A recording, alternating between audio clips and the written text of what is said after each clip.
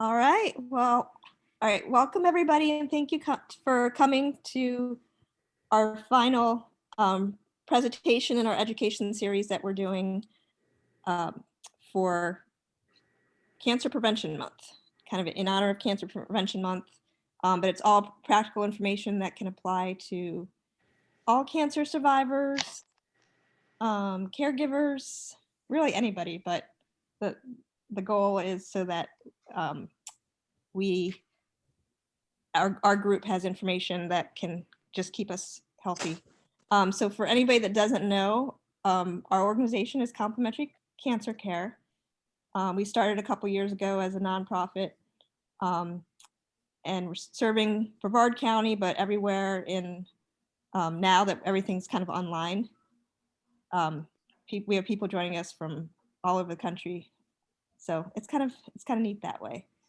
So we're doing this presentation through Zoom, and it's on kind of the emotional, the benefits of emotional health, and how stress and your kind of overall wellness can affect um, your immune system and your just emotional well-being. But just to let you guys know, as far as like how this relates to complementary cancer care and a lot of what we're doing, this is kind of my favorite topic. We've had a presentation on, well, two presentations on nutrition that were pretty good. Yeah. And then we had one last week on exercise and relaxation and kind of that that connection, mind-body connection. And then this one kind of more on the social support area, which as far as with complementary cancer care, that's a lot of what I do for kind of at least those types of programs. I do different programs for like survivorship. For one, it is something that I've been working on to do a survivor workshop. So we go through a lot of different topics that can kind of help people when they're kind of post-cancer. At least this workshop in particular is for post-cancer, so people can talk about changes in relationships, physical changes, emotional changes, and kind of that grief that they might go through, and then how it connects to creating new goals for themselves. So it's been pretty neat, and we're basing it off of a well-known book, so people can kind of create their own healing plan and support each other to kind of realize the different goals and objectives that you might have. For me, I went through breast cancer about 5 years ago. And I went through treatments in an area where, in California, in the San Francisco Bay Area, where I think there are just a lot more resources and support groups for breast cancer, and then education talks like similar to this, and free exercise classes. So I was fortunate enough to, when I moved to Florida a couple years ago, to get connected with two ladies, Amy and Lorian, who were starting complementary cancer care. And we kind of all have the same vision of bringing a lot of these types of services here to Brevard County. So, and this is kind of dear to me. Lorian does the exercise program. She's a yoga instructor. And then we have Qigong and what's the other one? Tai Chi. Tai Chi. Yeah. So I know some of you guys have joined those. So we offer those. We offer art programs. And all this is going to be continuing. I do a writing group for us, which has been really neat, of getting people, we don't even have to write about cancer or that sort of thing, but it kind of gets people thinking creatively, or like whatever comes to mind of as far as giving little writing prompts. And that's ended up being the coolest group, like giving us a really good connection. And if we want to share what we write and then just kind of comment, it's just like a prompt for conversation. So just encouraging people to do that. But it all kind of centers around, I think, the topic, partly the topic of what we're going to talk about today, because doing different support groups are helpful, because it just gives you kind of a sense of control of your life, and especially when you're going through cancer. I know research sort of says that's one of the factors that can help people. So just wanted to make sure I encouraged everybody to kind of tap into the support groups that we have. We have one for caregivers. We have a couple for just general cancer. And as attendance expands and we grow, we'd like to have different groups for either specific types of cancers or, depending how demographics and that sort of thing.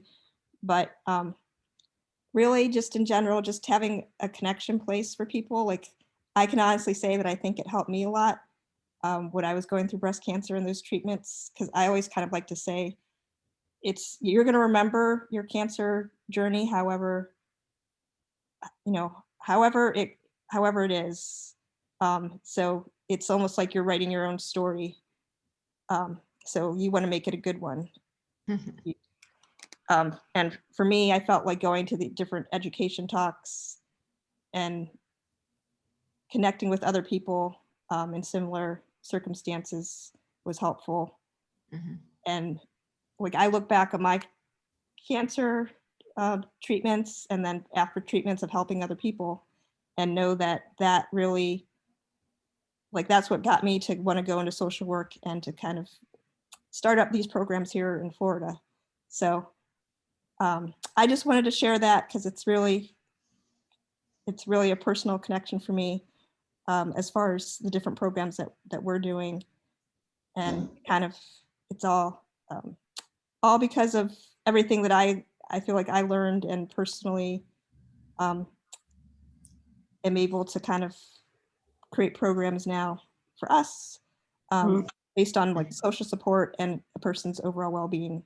So with that being said, I'm going to hand this over to our main speaker for tonight, Nancy Mackay. She's a psychologist here in Cocoa, and I will just let her kind of give her introduce herself more or less, and I'm going to put the screen onto her as well. Oh, I can figure it out here. Let's see.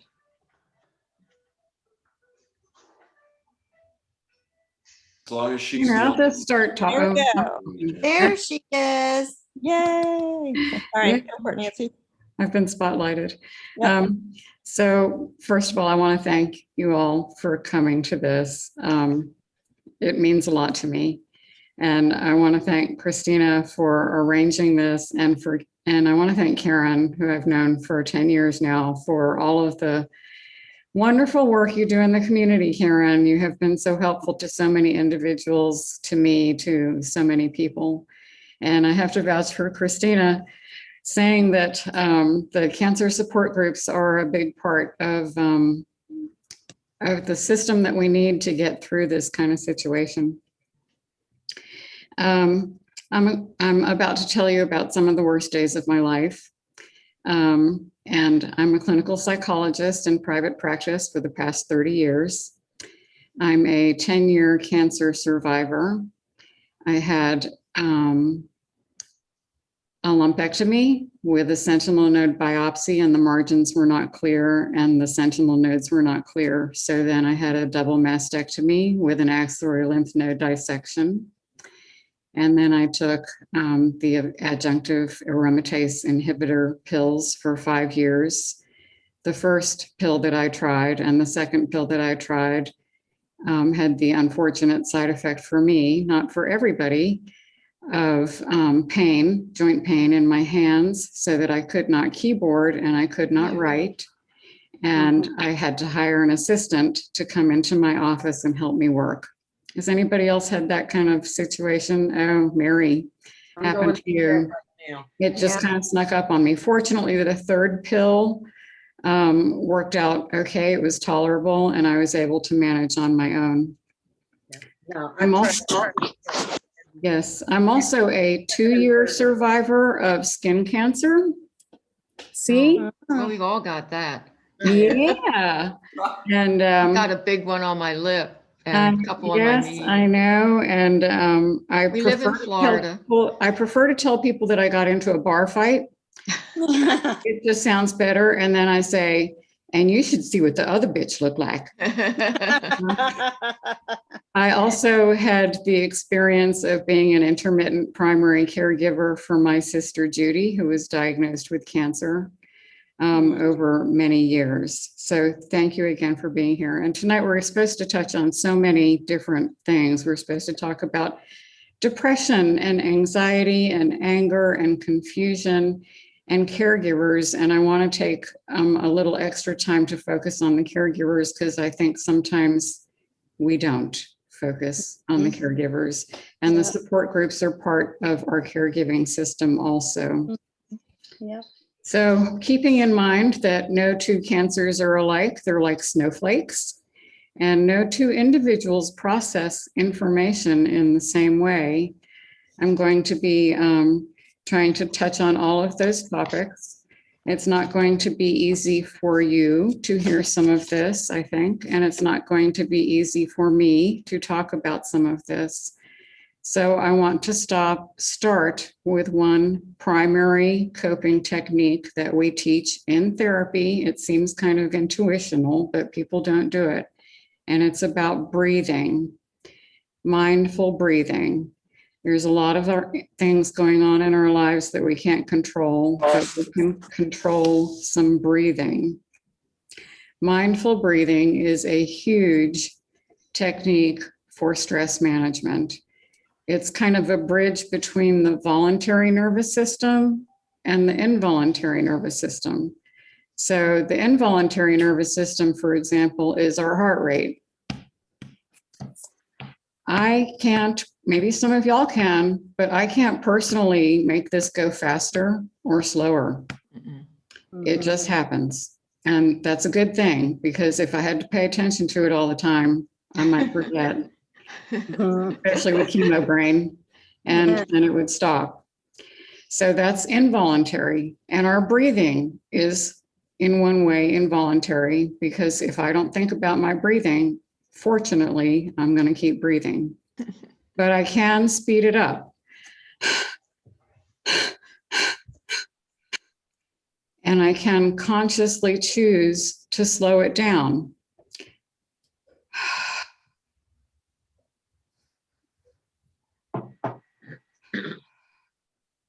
And it's something that I have control over.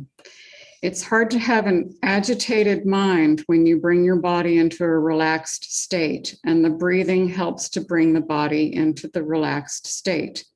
So if you will bear with me for 30 seconds or join with me for 30 seconds, I'm just going to do some breathing, some deep, slow breathing in through my nose, out through my mouth, because I can manage this 1 minute with my breath. So just hang in there and bear with me.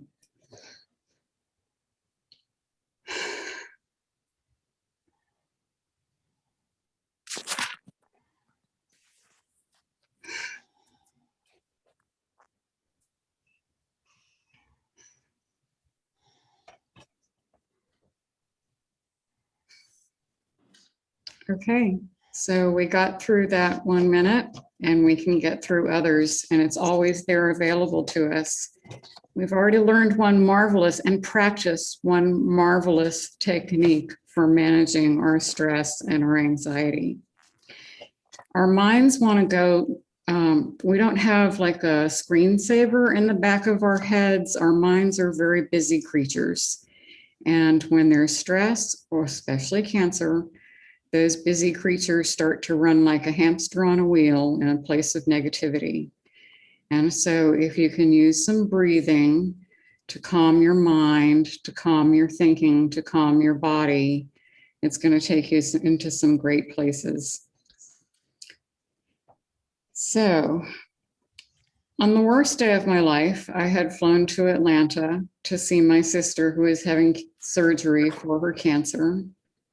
I got to see her for about a minute at dark 30 in the morning, and then they wheeled her into surgery. And my family, we are a stoic group. We're not much on showing emotion. And we gathered in the waiting room with a thermos of coffee and a loaf of cranberry orange bread and some newspapers.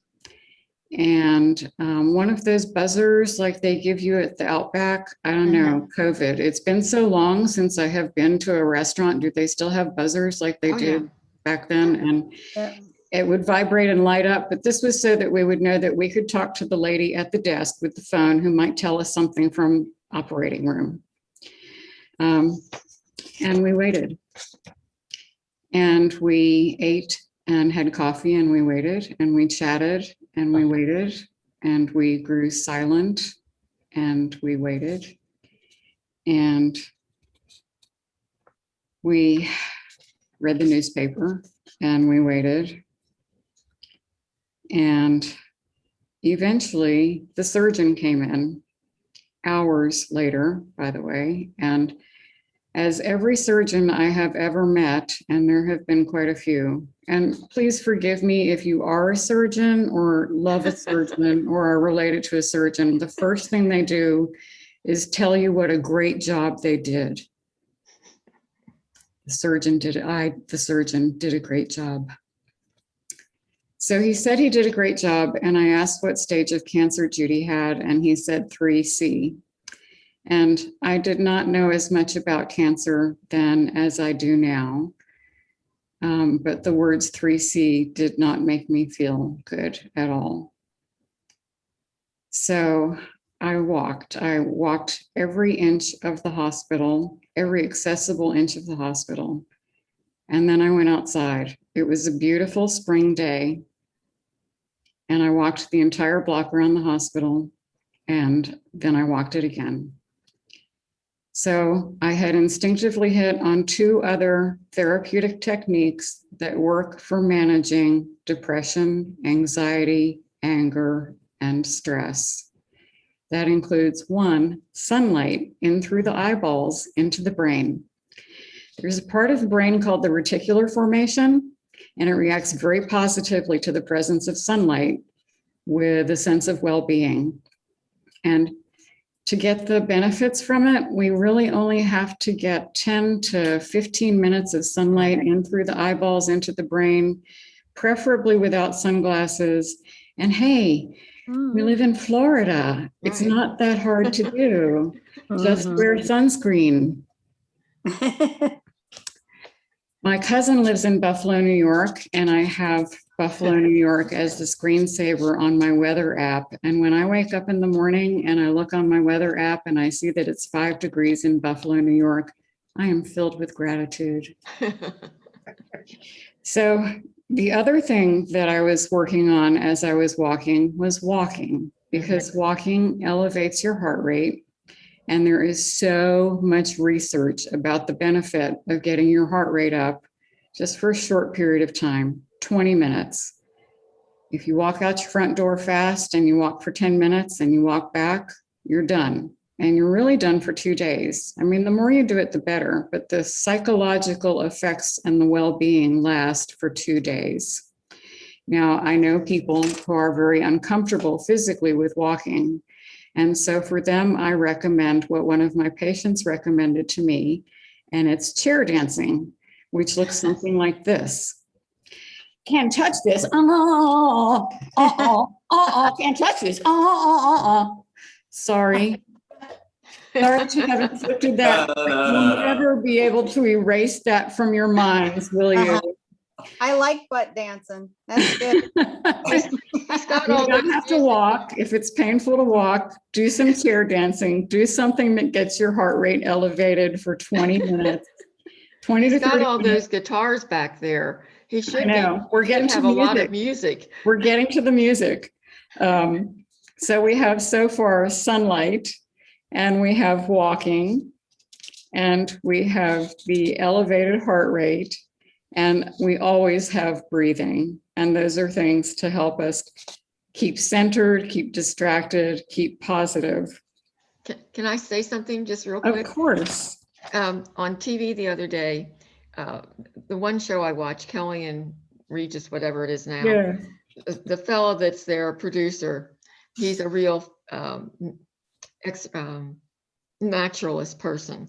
And he says, there's a study that's out that 2 hours of just being out in nature is Mhm, better than 10,000 steps. mhm. Yep. Yes, and there is research on that too, because it's not just the sunlight in through the eyeballs. There's research that says that being in nature with trees and plants and grass under our feet is more therapeutic. And people who are able to be outdoors and engage in that do better than people who are surrounded by concrete or cubicles. So that's very, very true. Although I think getting a few steps in is probably a good Yeah, thing. So. right, right. So we've got the music. When you're chair dancing or you're walking, you can listen to music. And the research indicates that people tend to choose music that represents the mood they are in. So if they're sad, they're going to choose minor chords and, I lost my truck, my dog, my wife 3 times. I don't know, those kind of things. But if you choose, research also indicates that if you choose the music you want to be, the mood you want to be in, you can choose music that will lead you into a mood that is more relaxed, more mellow, maybe perky even. So music is an important component, and fortunately we have a great deal of it in my house. So we have music, we have breathing, we have getting the heart rate elevated. And trust me, I'm not an exercise person. I prefer to refer to it as the E word, because I don't do that tennis stuff or that soccer stuff or whatever it is that those exercise people do. I keep it to a minimum. It's the E word. So I walked back into the hospital and eventually up to see Judy in her room. It was not quite post-op. It was more recovery, I think, in intensive care. And they were letting a few of us in at a time for a few minutes at a time. And I went in with my stoic parents. And it was a nice room. It was, of course, immaculate. And there was a large window with sunlight. And there was one of those couches along the wall like they have in hospital rooms that you can unfold so that you can have a caregiver stay overnight. Mm-hmm. And my parents were over by the window, and my sister, before she became a drug rep for GlaxoSmithKline, worked as a surgical nurse in the operating room for 20 years. Wow. And she was lying in her hospital bed, and she was hooked up to more tubes and bags and machines than I have ever seen. And she was crying, and she was writhing, and she was moaning, and she was saying repeatedly, they did something wrong. This is not right. There's too much pain. I can't do this. There's something wrong. So my stoic mother broke into tears. It was possibly the only time I ever saw that happen. And my father held her. And I pulled up the chair next to my sister, and I put my hair over my face so she could not see my expression or my tears. And I said to her, we're just going to breathe. We're not going to focus on the pain. Let's just take one breath in. Just take that breath out. We're going to focus on the breathing. And we're going to take one more breath in. Look, you're getting through it. You got through that minute. Let's take another breath. Good. We did this for a few minutes until those IV drugs that they give you in the hospital took her off to that beautiful place of oblivion that IV drugs take people in the hospital. And it was at that moment that I realized that for the first time in my life, I had been thrust into the role of caregiver. Now, I am not a born caregiver. I prefer puppies over people almost every time. Don't we all? But humans are pack animals, and caregiver and cancer patients need people, and caregivers need people too. There's a lot of research into the benefits about having a social support system. And there's usually with cancer, a small and dense social support system initially. It's usually tight friends, tight family, and they're very supportive, very emotionally there. And there's other layers. I'm a big kayaker, so I look at the water a lot, and I see the cancer patient as a droplet. And when the droplet goes into the water, there's the ripple effect. And people are affected differently in the concentric circles that go along with the ripple effect. Unfortunately, over the course of about a year, research indicates that even the close, dense caregivers tend to become not as attentive. And the ripple effect tends to decrease. And over the course of a year, sometimes the cancer and the fallout from the cancer does not decrease that much. So it's important to nurture the social support network of caregivers because we need them. I mean, some people have this kind of emotional block about asking for help. Anybody out there got an emotional block again asking for help? Anybody? Anybody? So we think we're strong enough to do it all ourselves. And you know what? We are super strong, and maybe we can do it all ourselves, but why not ask for help when the help is there? I think about, I didn't flaunt my cancer, but I didn't hide it either. And I knew a girlfriend, not like a best friend forever. She just kind of lived next door, and we had gone walking a few times. And I asked her if she would take me to Cape Canaveral Hospital for to have a PICC line put in and take me home after the procedure. And it was a very hard ask. It's very hard to reach out. And I will never forget the gratitude in her voice when she said that it would make her so happy to do that. It's as if I did something for her instead of her doing something for me, because people really want to help. They just don't know how.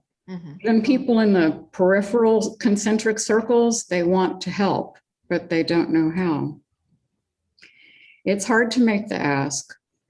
And people are good, people in our circles are good at making this generic statement that sounds something like, if you need anything, let me know. Anybody heard that? Yeah, where does that really go? So it's important each of us has to be our own advocate, and we have to speak specifically about what we need and communicate with our caregivers. My husband, Bjorn, wave your hand, was my primary caregiver when I had cancer.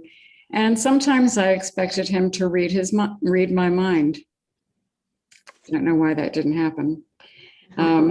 Cancer made it feel like we were staggering through an alien apocalyptic landscape with no idea where we were going or how to get there. We were stumbling, we were propping each other up, and we didn't know what we were going to find at the end.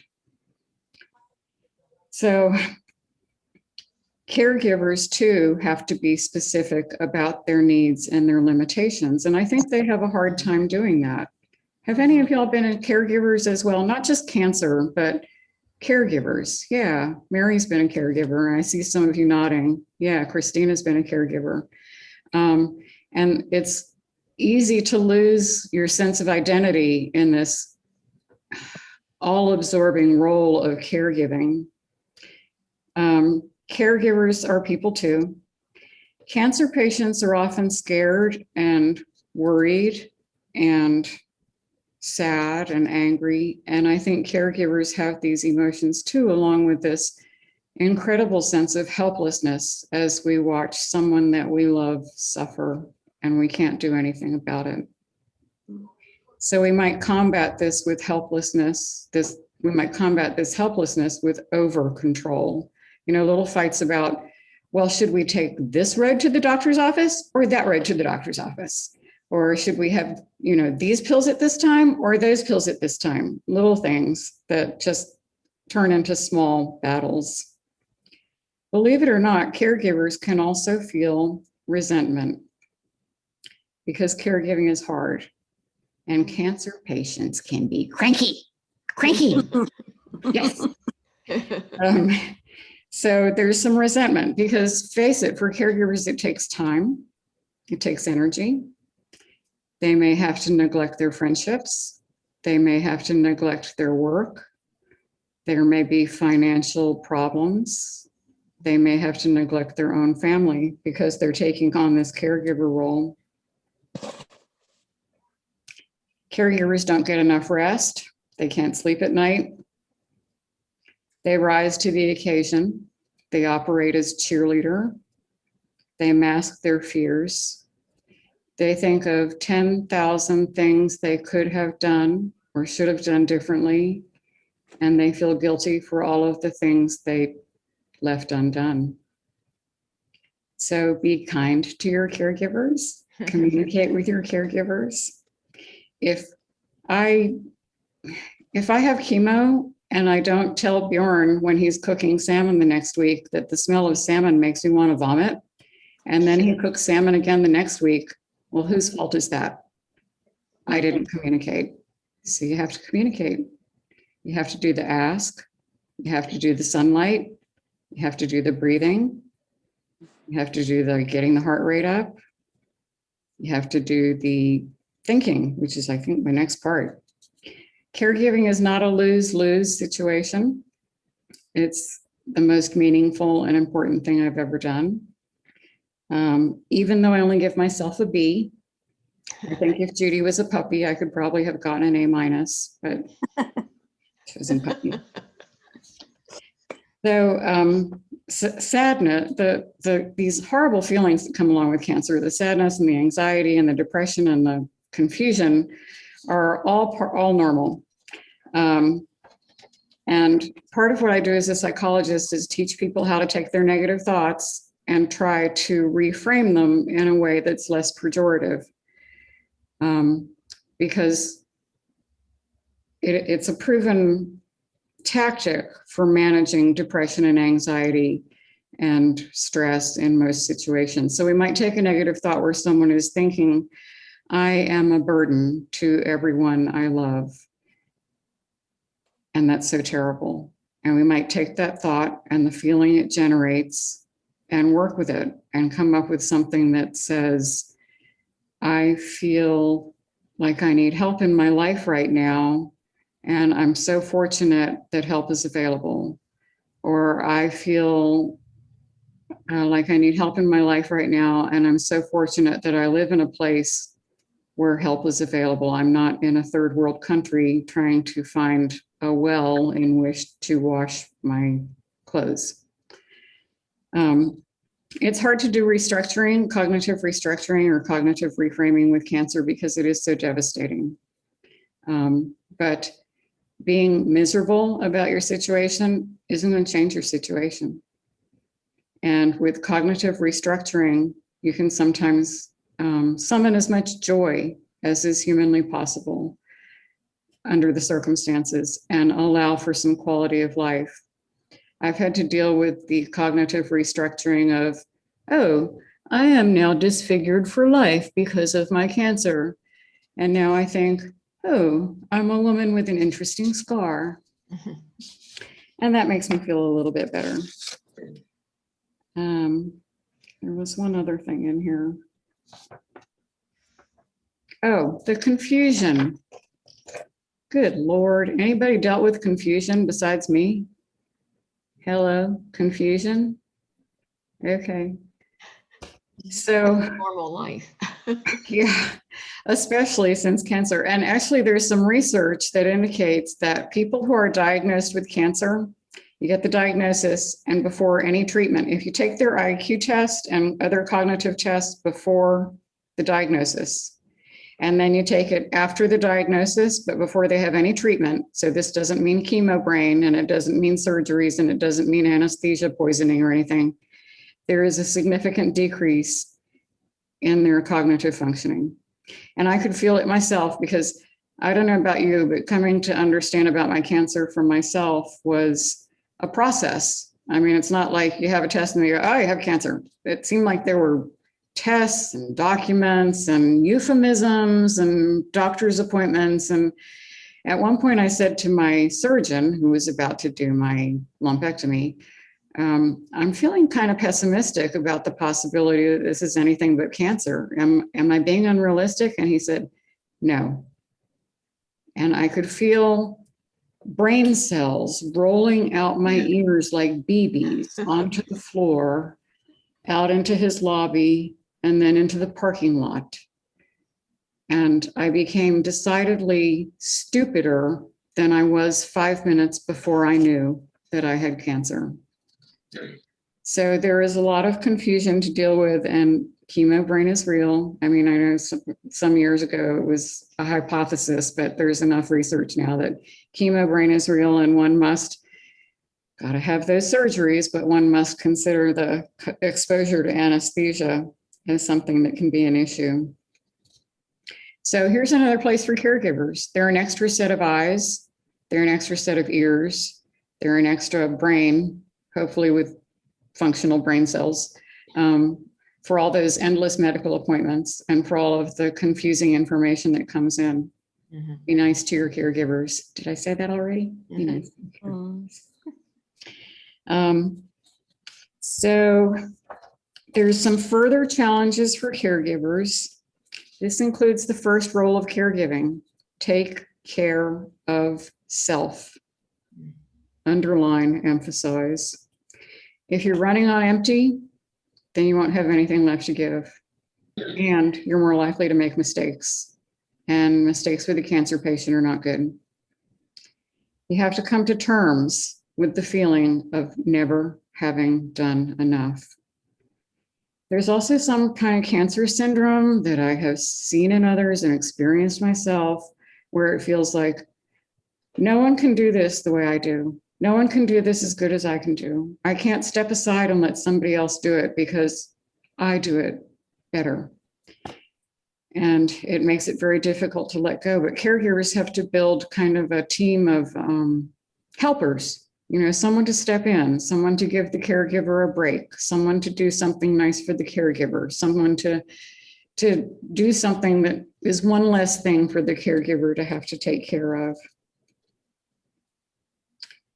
Caregivers have to set limits with the person they're caring for so that they can get that time for themselves and for whatever it is that they need, so that they can recharge, so that they can be a better caregiver. It's a good cycle, but it's hard for the caregiver to ask, and it's hard for the cancer patient to kind of step back and see what another person needs sometimes. So caregivers sometimes have to be the gatekeepers of information, of who gets to see the cancer patient, who gets to visit. They have to get the laundry done, make sure food is in the house. They have to manage the medication. They have to schedule the doctor's appointments. They have to take care of more medical paraphernalia than you could summon up at the 3 pharmacies together down the street, all put together. It's just ridiculous. And they have to keep that cheerleader face and hide the distress from the cancer patient, which takes more energy than you can possibly imagine. It's good if caregivers can find something they can do together to relax, something they enjoy, a jigsaw puzzle, watching the sunset, watching a movie, although by now with COVID, we're probably all seen all the movies there are, but be that as it may. So in summary, here what I got: breathing,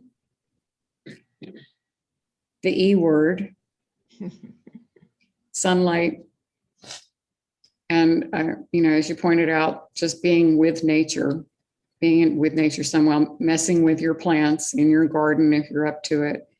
Communication, reach out for help, make the ask.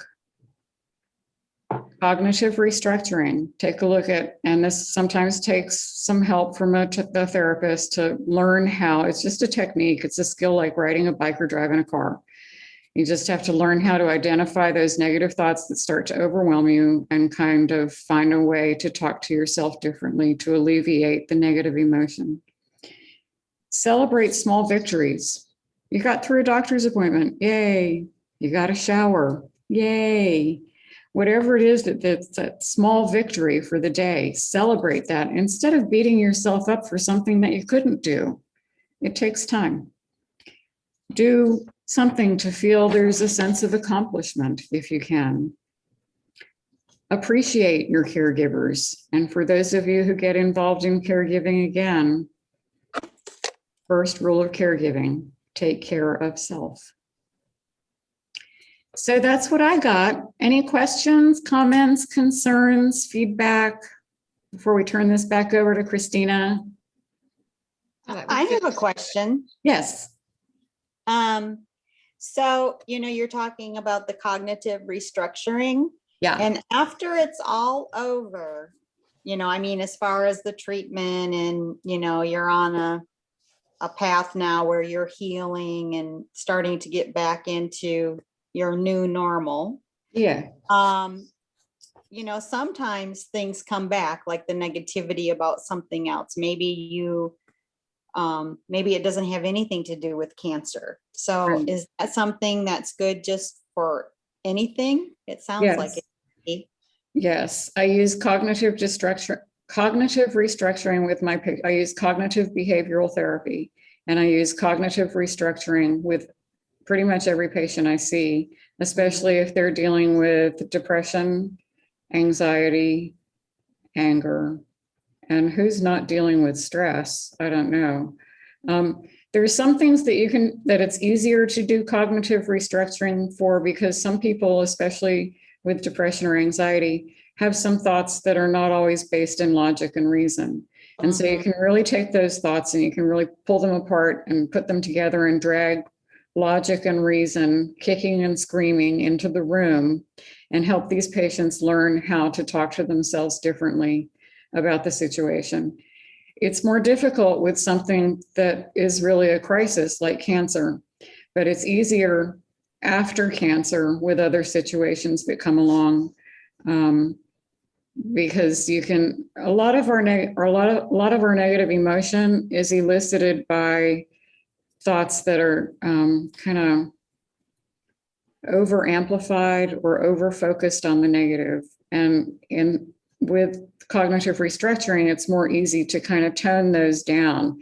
You may not go from a 10 on the depressed scale to a 0 on the depressed scale, but if you can use a 5-minute mental exercise and you can go from a 10 to a 4, that's an accomplishment. And then you can kind of work from there. Mm-hmm. Thank you. It's a good question. What else? Because I know people, sometimes I even do it, Yeah. Sometimes I do it. I mean, but you just got to do that mental exercise. What am I telling myself? How can I talk to myself differently? And there is a little bit more to it than that, but that's a whole, other Zoom meeting, I guess. I don't know. That was very good. Oh, thank you. Anybody else have any questions or comments? Thank you. You did a Thank great you, job. Nancy. It was great seeing you again. It is great Thanks, seeing you, Patty. man. It really is. Yeah. And just on the note that you had mentioned, Nancy, as far as helping, people wanting to help. Yes. I mean, I always think, and I tell people, I think they genuinely, I think it's in human nature for most people, that nurturing side that we want to help people. Except for me, it's only puppies, but go ahead. That's right. And dogs Dogs half the time like people more than people like people. Yeah, But yeah, I mean, I think it's just people just need to know how to help you. and you have to tell them. Yeah, and it's all about communicating that and Yes, you have to tell them. not being afraid, and it's helpful to the person who's already gone through cancer or whatever, wherever they are in their phase of recovery Yeah, and treatment, to share that knowledge too. So yes. But people don't communicate well. I mean, even with my husband, I was like, gee, why didn't he read my mind about not liking the smell of food? I'll be there in a few minutes. But Yep. the specificity, I think being specific is important. Gotta go, guys. We'll miss you. Bye, Thank Linda. you for coming. another time. I ran into a lady in the parking lot here where I live now, and she had a brace on and she broke her wrist. And I don't say to anybody anymore, well, if you need any help, let me know. I said, I can walk your dogs on some mornings. And so not all mornings, because I have to have my boundaries as a caregiver and I have to do work and other things. But it's like, I did it. I'm going to check with her tonight to see if I'm doing it tomorrow. And I told another one of my friends about that. And she's like, oh, I could help. And I said, why don't you tell her you can unpack her groceries? I mean, Publix can deliver the groceries, but she's not going to be able to unpack them with that hand. So, specific offers, specific asks. Yeah. Good point. Yeah. What Okay. else? Yeah, I have to say that I was really lucky when I first got sick, because I had people coming out of the woodwork, and I live alone, so I don't have a caregiver here. I've got some neighbors that, I've been helping them when, he went through his cancers, his open heart surgery, that kind of thing. He and his wife and I kind of, tag team taking care of them. When you talk about taking care of caregivers, it's like there were days that I go, come on, I'm taking you out to dinner because he's in the hospital and I want to make sure you're eating a good meal. Sure. But I was lucky where I had people, one lady in particular, one good friend that I'd never met face to face. We've done work together, but she's a cancer survivor. And when I first got sick and before I knew it was cancer, she walked me through everything. She'd call me once a week. Okay, what are you doing now? Make sure you keep a binder of, all your doctor's reports. This is going to happen. That's going to happen. When I got cancer, she checked in once a week. And then as the word started getting out, I started getting kind of bitched at by people calling me up and saying, why didn't you tell me? I had to hear through the grapevine. Oh. I went, when I had my surgery, I went to Orlando. Yeah. And I drove myself. Okay. Wow. Yeah, but Why? Why? Because I needed to be over there for 2 days and I didn't want to drive back and forth, especially doing the, pre-surgery prep. So I just went. I was fine. But I've got a really good friend who's in North Carolina, talked to me every day. When I walked in the hospital, he was in my ear. Wow. Until they took my cell phone away. Yeah. And it was really funny because after they prepped me and were ready to take me back, the nurses were going, do you have any family that, needs to come in to see you? And I'm like, no, I'm by myself. And they're like, oh, we'll be your family. So, Wow. Oh, yeah, wow. I mean, they were great. I'm like, oh, wow. That's so awesome. And, I'll have people there. But, the surgery ended up being, instead of 1 to 2 hours, it was over 4 hours.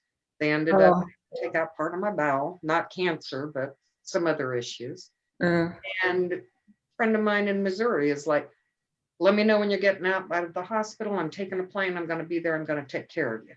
And I'm like, but we don't know when I'm getting out of the hospital. And as it turned out, she didn't need to be there. But I was very lucky that I had people who offered specific things because I'm not the person to ask. Right. And I think my friends all knew that. Yes. So, if you do have a friend that doesn't like to ask, I'm very independent.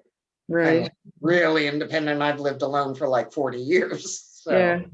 but if you know people like that, you do have to ask or tell them what you can do for them. You're right about being specific. And, But I was and very lucky. also, it is a two-way street. It really is, because these people want to help and it makes them feel good to help. They Yes, just have no clue. So, you know, it is a two-way street. It's like you get the benefit of them helping and they get the benefit of feeling like, oh, I was a good person today. yeah, yeah. Well, and And that's like my friend that I helped her caregive her, her husband. She says, I couldn't have made it through his heart surgery without you. Right. You tell me what you need. And of Mm. course, she did remind me, you do have to ask, because she's known me for like, 40 Yes. years. But yeah, if I needed a ride or needed someone to watch my dog, which it was, hey, can you watch my dog while I'm in the hospital? I don't know how long I'll be gone. Mm-hmm, That mm-hmm, type of thing. But mm-hmm, it's hard, but it's a lesson that one of the lessons you learn going through any kind of illness mm-hmm, is to learn how to ask. And I'm much better at it because I had to Yeah, practice while I good. was going through treatment. It's a useful skill. Yes, it is. It Yeah. is. It's a new one for me. Yeah, well, Can yeah. I share something that is maybe, I don't know if it's unique story, but I've never heard it. My husband could not be my caretaker because he wasn't capable of it. It freaked him out. Cancer completely freaked him out. He couldn't stand to look at me without any hair. Oh, He was wow. very Wow. honest. He wasn't hurtful though. He just said, I can't help you the way you need it. The best way I can help you is to go to work and do everything the same way. So what I want to do instead is to bring our friend Peggy to come live with us for the time that you need to be taken care of. She's very warm, loving, kind, giving. And that's what he did. And she came, and it really was the best thing for all of us. So Because- Karen, that worked for you? Yeah, Yeah, good. it did work. It was, there was a part of me that went, because my perception, and I'm probably everyone else's, is, well, of course your mate's going to take care of you, right? Yeah. I would have taken care of him, but he, not that he didn't try, he went to doctor's appointments and such at first, but when the treatment started and everything started, I think it was just overwhelming to him. He just didn't have the skills to do it or the wherewithal or whatever. So I'm sure. And I like to think about it in terms of, people in that situation do everything they are capable of doing. And Mhm. sometimes that's all they got. And if Yep. that's all they got and they give you all they got, and he offered a solution for what he didn't got, that was pretty creative. yeah, because he knew I needed help. He knew I was going to need help, but I Yeah. couldn't, but so alone. So anyway, I just thought that kind of unique, and I didn't have any resentment or anything like that. But it was definitely an interesting position to be in. I wasn't expecting him to say that. Right, right. Yeah, that's an awesome story, though. It really is, because you came up with a creative solution for it. Mhm, It sounds like it worked. Yeah, And, like you say, cancer's like snowflakes. yes, How we react to it is all different. yes, because we're all individuals with our own ways of processing. Right. Mhm. Yep. Right. That's just an awesome story. I'm inspired. Yeah, he was a good guy. He's passed. He passed in 2008, a year after I got well. A Oh, year after my cancer was done, I should say. But yeah, it was a good thing. It worked out really well. So, wow. Interesting. mhm. Yeah. Okay. Well, that was a really good talk. It was. Yeah, thank you for just sharing your personal experiences and bringing yourself into it as well. I don't know why it doesn't spotlight me when I'm talking now. Weird. Oh, I see you all spotlighted. Okay. Yes. Yeah. It didn't on my end. It's showing other people. Yeah, But- it shows you spotlighted when you talk. Yeah. Okay. Okay, well, if nobody had any other questions, just wanted to again thank Nancy for joining us. It was a pleasure. It was an sharing her honor. expertise, and just, Yeah, yeah, just making it really, warm-hearted for us to kind of feel like we're all giving each other support. Yes. well, and we sure are. And Nancy, your talk it was so, I don't want to say good, but real. I mean, it was so effective. So not just common sense, but just a warm, loving way and a gentle way, I guess, to learn to cope with this awful disease. Well, thanks, Karen. There's a lot of opportunities for coping, and I'm happy to do it. It was an honor. Christina, maybe I didn't actually suck, so maybe if there's a recording of this, maybe you could go ahead and use it. Thank you. She's gonna have to cut Endorsement. that "I didn't suck" part out. You really? Do you have to cut out the parts where I say what you should see what the other bitch looked like? Do you have to cut that No, out? no, that part's good. That is good. I like All right, that. stop it right At now. the end. You're saying at the end, hopefully I didn't